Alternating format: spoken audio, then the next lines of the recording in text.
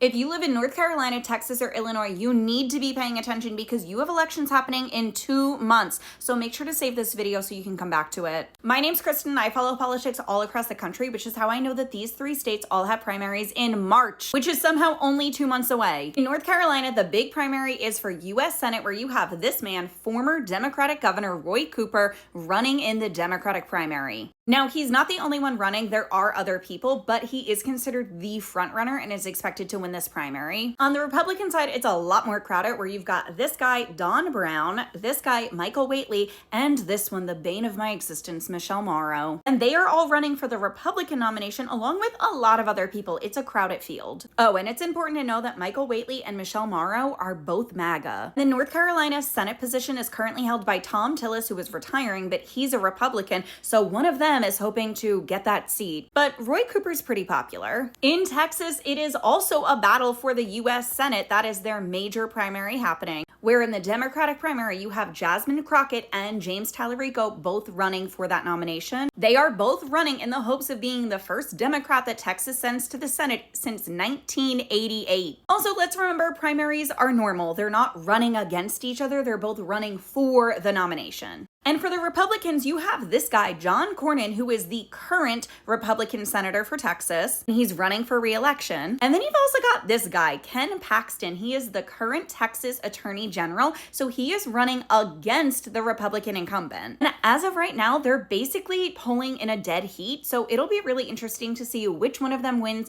the Republican nomination. Finally, in Illinois, there is a gubernatorial primary on March 17th, where this guy, current 2-term Democratic Governor J.B. Pritzker, is running unopposed in the Democratic primary. Illinois has elected a Democrat 3 times in a row for governor, but they've never elected the same Democrat 3 times in a row. J.B. Pritzker is hoping to change that. For the Republican primary, it's a very crowded race, and there doesn't really seem to be any frontrunner, so it's really anybody's game. But no matter who it is, do you think they could beat J.B. Pritzker in the general in November? If you want me to go through more details for any of these 3 elections, just let me know and ask your questions in the comments. I'll definitely be covering a lot of other elections as well, so if you think there's one that's important, let me know, and make sure you're following along for all of the political information you need.